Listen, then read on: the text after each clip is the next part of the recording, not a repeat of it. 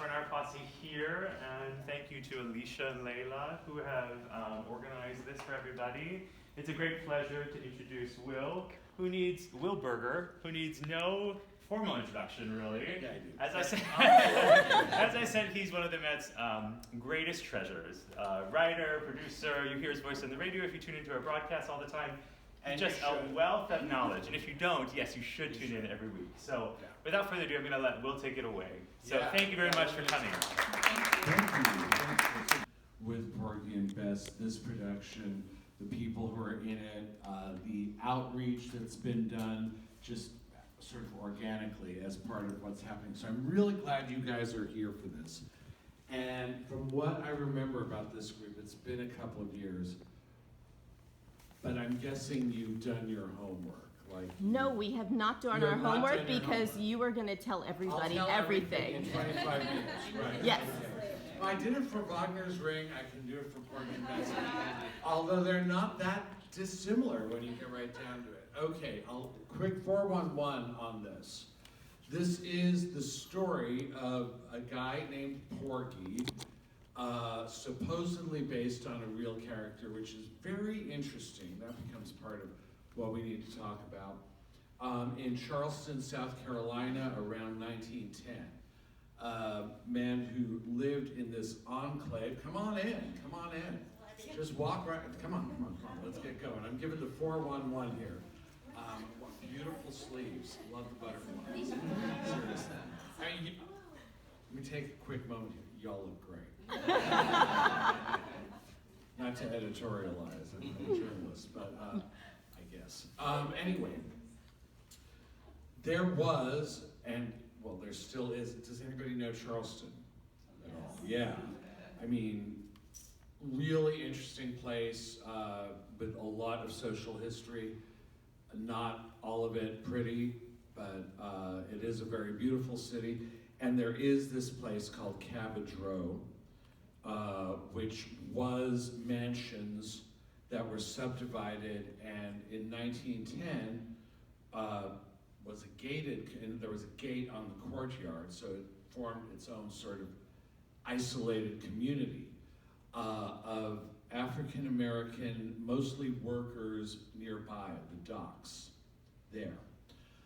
And around the corner lived this guy named Dubose Hayward, a white guy from a very old South Carolina family, but he lived around the corner and was very interested in this place. Kind of an outsider, but kind of next door. And he wrote a novel called Porgy, based on this man who was a cripple and a beggar, got pulled around on a goat cart, which is supposed to be part of the opera, and most singers, like Eric Owens, just said, no goat cart. They try it sometimes, it seems like a good idea, but again, it's part of our story of like, is this a real, quote unquote, big quote marks, real story, or an interpretation of a real story, layers of interpretation, and that's very interesting to me. He lived around the corner. Am I on? I'll just use my New York voice. Okay.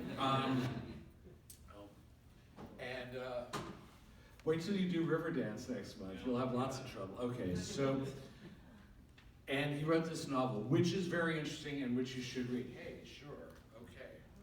That's even better. No, that's better. Okay.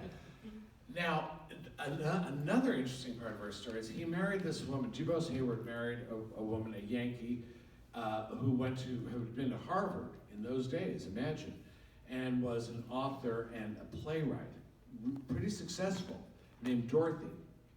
And she wrote a play based on this novel.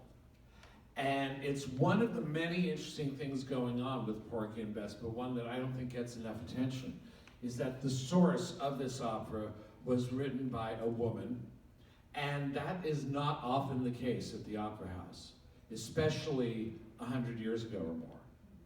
So it's another layer of things going on here. And you see, okay, based on the play by Dorothy, or blah, blah, blah, Dorothy and Dubose Hayward, you might think, okay, this is one of these society wives of New York in the 1920s who kind of went to lunch a lot and, didn't really, no, absolutely not. She was kind of the star in this play. And George Gershwin, more on whom in a quick moment, and his brother, Ira, saw this play on Broadway, Times Square, and said, that's it, that's our opera. Now, who were they? They were born in Brooklyn, but grew up in my neighborhood in Manhattan. I'm very proud of this, on 2nd Avenue in the East Village. Their parents were recent immigrants from Russia, Jewish, and they came here, and Ira was 2 years older than George, born in 1896, I think. Yes, that's it. And we're going with it anyway. And Ira was kind of the literary guy, and George was a child prodigy on the piano, like from the age of 4. They just said, okay, he's our piano player. And Ira liked to write song lyrics. His idol, if anybody's ever experienced Gilbert and Sullivan, his idol was Gilbert. He knew how to make words pop. And they started turning out songs. From the time, well, the first hit was 1920, so George Gershwin was, well, actually their first hit was 1918, Swanee. He was 20 years old. And in those days, it's interesting, what happened was when you had a song that you wanted to get out, a popular song, you went to 26th Street, which was called Tin Pan Alley, West 26th Street, and you knocked on the doors and you said, or the music publishing places, they had a piano there. You said, I have a song here. And you played it. So it had to make an impression like that. And my grandmother used to tell me about, she worked in a factory, cosmetics factory in Chelsea in the West 20s, and on Fridays they would get paid, and she and her girlfriends from the factory would go up to 42nd Street, which was all small theater, still is, and the people from 26th Street would run up the songs they collected from that week and play them on the piano, and if you liked it on the way out, you could buy sheet music or ask for it to be played again, and this was before radio. And that was your big Friday night out, and maybe you'd meet the fellas, you know, and this kind of thing on 42nd Street. So Gershwin got famous really young for writing music that you could appreciate that way. Hey, what's that song? Let's dance to it, let's sing it, let's buy the music and take it home and play it on the piano, where there would be simplified versions, because if you ever take piano lessons, you know, or singing. There used to be a nightclub downstairs, basement, old speakeasy in the West Village, and the woman Marie Blake, she was this wonderful pianist, she could play anything. And she had a sign up there that said, don't try to sing Gershwin. Because everyone would say, well, I think I love that song, My Man Is Gone Now, I think I'll sing it. No, don't do it, you cannot do it. It's harder than it sounds, which is part of the art of Gershwin, make it sound easy. But anyway, one of the things that George Gershwin was really interested in was crossing borders, and I think this becomes the center of this story. Maybe as a child of immigrants, maybe as someone who felt a little outside in New York or because of his Jewish background, I don't know.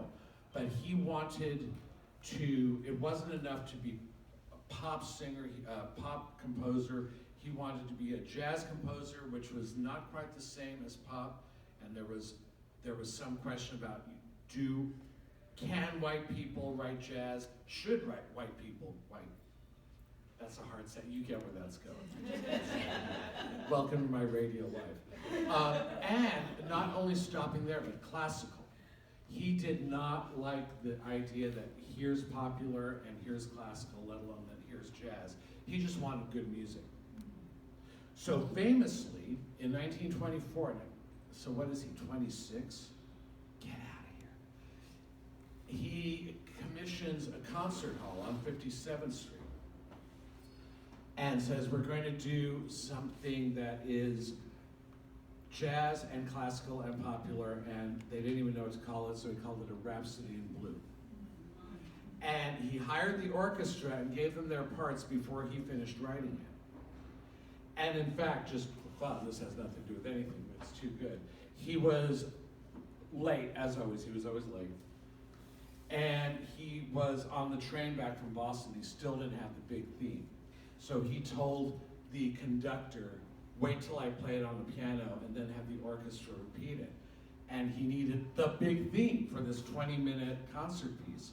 And he's on the train, and the train was the express, and it was going really fast. And he heard it. And that was the train moving back and forth on the tracks. And so he told the conductor, Paul Whiteman, follow me. That's another one. If you play the piano, don't try it. I don't play the piano, but it's like this. And then a somewhat more typical piece, An American in Paris, but again, interestingly, it's about people crossing oceans and this sort of thing. And the Cuban Overture, but what he wanted to do was write an opera, and what he wanted to do was write an opera for here, the Metropolitan Opera. Not literally here, it was on 39th Street at the time. And he saw Porgy, and that's it. Why? That's interesting. We'll talk about that in a moment. It could not be written for the Metropolitan, because one thing he said was, right from the beginning, no, this has to be performed by people, one, who are actually African American, not blackface, which was not that unusual at the time. And in fact, they did an opera at the Metropolitan based on the Eugene O'Neill play, The Emperor Jones, which Paul Robeson later made famous, but by a white performer starring as this black character, which right now is inconceivable, but at the time, I mean, it's weird. Al Jolson was given awards by the NAACP. Right, and was considered an activist, and was in fact, there were cases where my grandfather worked with him, where he would not play in segregated theaters in the South, and this sort of thing. And you'd think, all right, in other words, the issues changed under him. It's weird. However, and this is what's really strange, our general manager at the time was from Italy, so really not immersed in American problems the way Americans are. Said, great, let's do Porgy and Bess. Depression came, all right, it got delayed a little. He died. Giulio got to Casazza. And we had not an American, but a Canadian general manager, which is weird. And he said, no, we can't do this. There is downstairs, I don't know if anyone's told you, but the exhibits that are in the Founders Hall, they're really good, and they're well worth seeing if you can at intermission, about black singers and other performers at the Met and the history of it. And it's not a puff piece. There's a lot of the story there. And I'm really proud of the Met for not just telling the nice parts. Be that as it may, check it out. Gershwin wrote Porgy and Bess. It opened in Boston. It was 5 hours long. He trimmed it down, brought it to Broadway, where, well, that's interesting too. It was successful, but you know, it's a hard piece to do on Broadway and Gesundheit, and it's a hard piece. I told you it was hard to sing. So on Broadway, you sing it 8 times a week. But it was written for the Metropolitan Opera. In his mind, in theory, you don't sing 8 times a week here. You end up with no voice. So this whole idea of what is it? You know, whenever I talk about an opera, we did this with Macbeth. And it could be to retirees, to school kids, to academics, to great experts at Juilliard, to people, first-timers here. It's always really the same thing, which is unpacking the idea of what is this? What is this trying to be? Who are those people on the stage? What are they asking? Who are they asking us to believe they are? What story are they trying to tell, and in what tradition? Because that becomes part 2, which really is the same thing you ask anywhere. You know to do this at movies. You know, you go to a movie and instantly,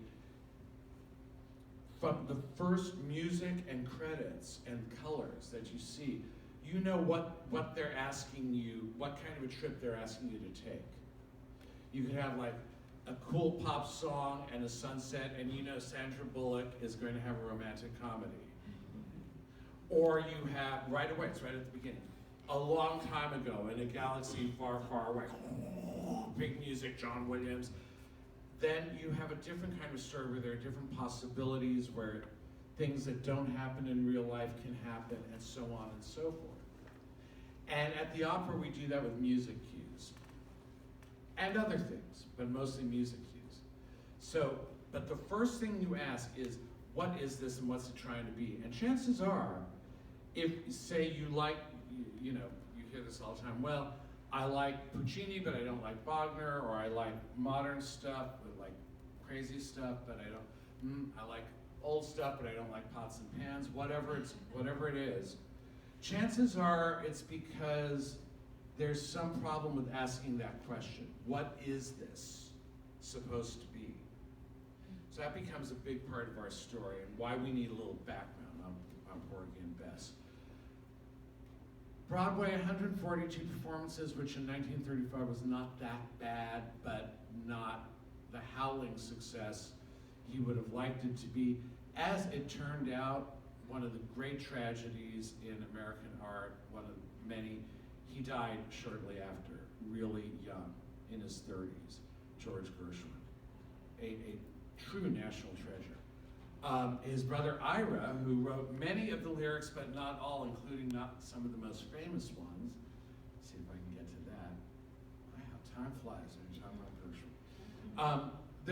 There were revivals. In other words, they brought Porgy and Bess back in different venues. In the 1940s, the man who played Sport in Life was the man for whom it was originally conceived, who was Cab Calloway, who was a very great singer and a very controversial one. He sang about real life things. Minnie the Mooch, one of his most famous songs, is about a drug addict, and this sort of thing. So it was not pretty, and that was who they wanted in the role, and he sang it. It was a great success. In the 1950s, come on in. I keep talking, it just doesn't stop, so come on in. In the 1950s, there was a tour organized by the State Department. Now think about this, in 1952, it still could not be performed in any American opera house, but in some theaters and overseas. It was performed in Moscow. And the touring company that was assembled for this included such names who later became famous opera singers as William Warfield, Leontine Price, Maya Angelou, who became famous not as an opera singer, and that's just one of these mind-blowing facts, and others. So it was really important. In 1976, and I saw this on tour, shocking though that may seem, my young appearance, but the Houston Grand Opera decided we're going to do Porgy and Bess, and we're going to do it right. And they did, and it was terrific. And they took it as, interestingly, 1976, this is for how can we best celebrate the American bicentennial? Well, what's the greatest American stage work? No questions, Porgy and Bess. I agree. And they took it on tour, and I saw it in LA, where I'm from, and jaw on the floor. I had always known, well, like everybody, you know a lot of the songs, the individual numbers that were taken out. The very first number, for lack of a better word, aria, in this opera is the most recorded, most covered piece of music in history, Summertime. And that's just the beginning. So there's that, but what is the vein of gold in Porgy and Bess beyond the treasury of a dozen or so of the best, among the best songs written in our country? To me, this is not just the supreme American opera, a musical theater piece. It's one of the great operas. I work here at the Met in a repertory company. We do lots of different things from different places and times. And this is one of my favorites, and I mean one of my 3 or 4 favorites. Why? And I don't want to tell you what to like about it, but maybe I can show you how I love it so much, or some of the things. Let's do it that way.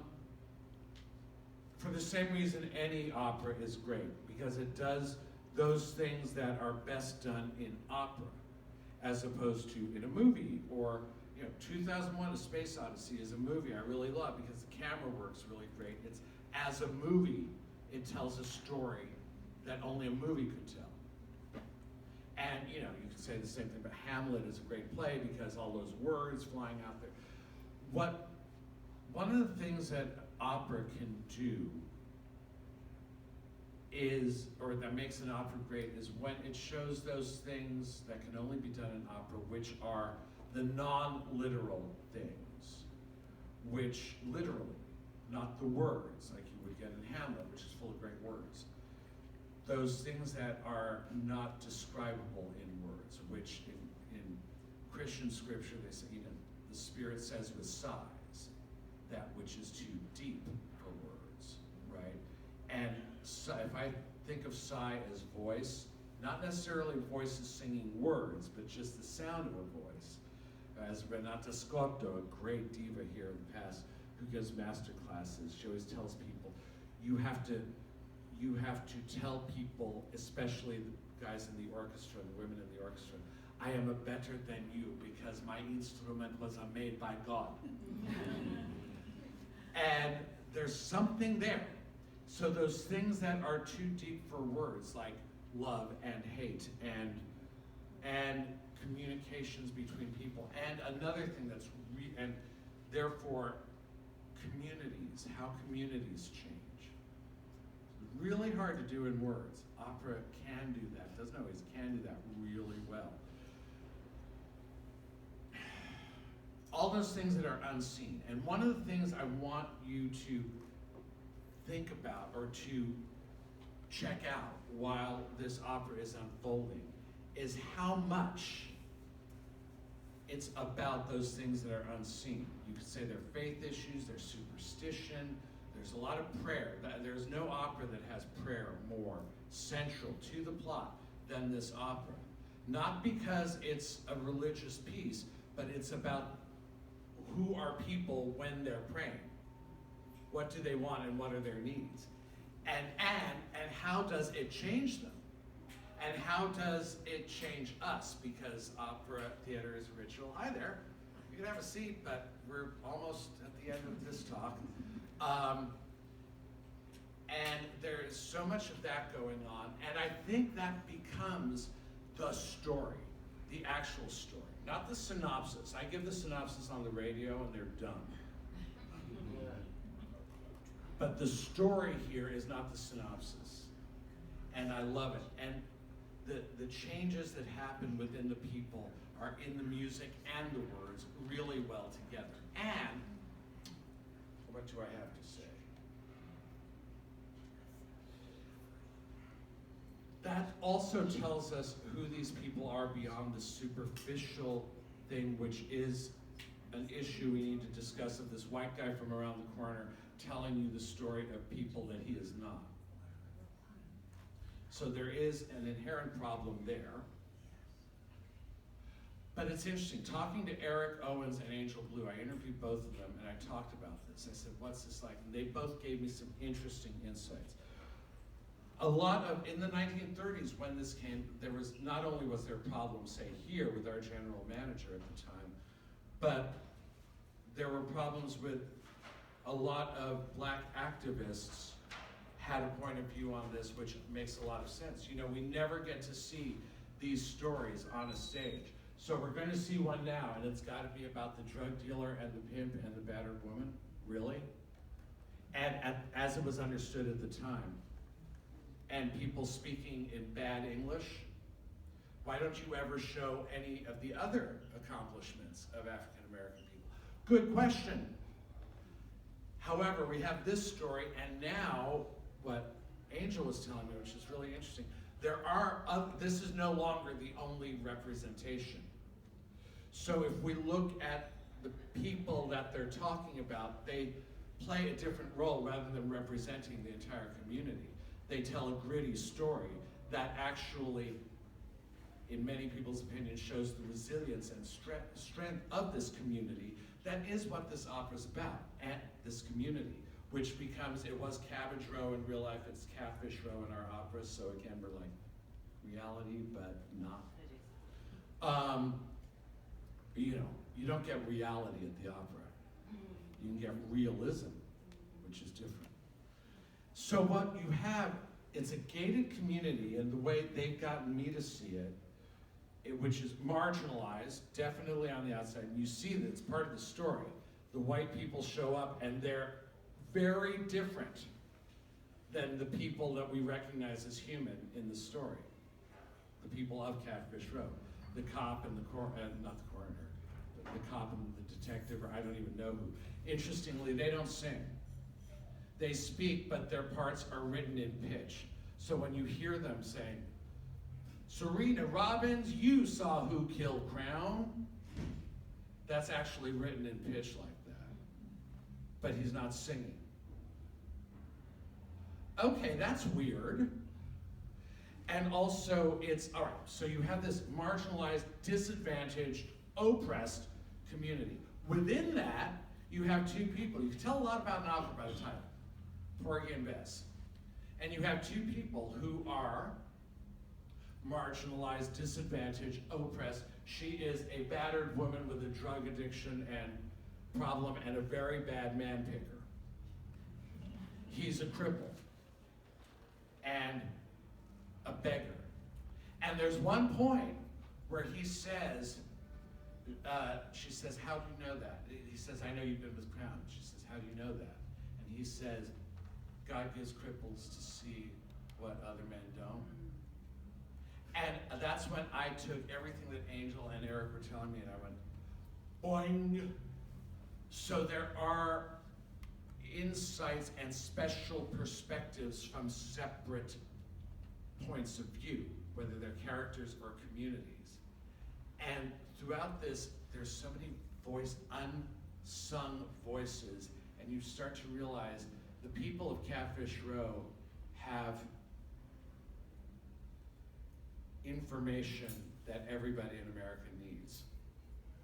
And Angel said this to me. She said, I think this is a story about us. And when I say us, I mean us, U.S., United States. And I thought, whoa. And it was interesting, and I'll kind of wrap it up with this because Joseph's about to blast me out here. Movement is a part of this, that we tend to think of immigration right now as from other countries, but immigration is the American story, and that includes within the United States. Never mind from Africa, which is also part of this story, but also within. And there's always this idea of we're moving on. Listen for when Bess becomes part of this community. She does it by singing a spiritual at a funeral. And what's it about? The train is leaving, so you better get on board. That's not traditional in 1910. That was new. But she's someone who moves around. Crown moves around. I'm wrapping it up. I'm bringing it all my home.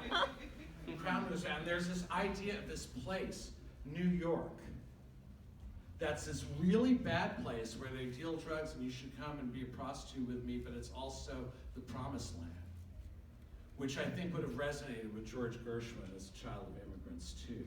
This, is it the scariest place on earth? They keep talking, they don't know, it's not again, it's a real place, it's not a real place. And he says things like, I'll take you to live on Upper Fifth Avenue, which it's funny, if you know New York, that could be very rich or very poor. And so he's saying like, oh, come on, you'll love New York. To me, this is a story about movement and migration, which is the American story. And I have so much more to say, and he's going to give me a hand on my head. But fortunately, thank you so much.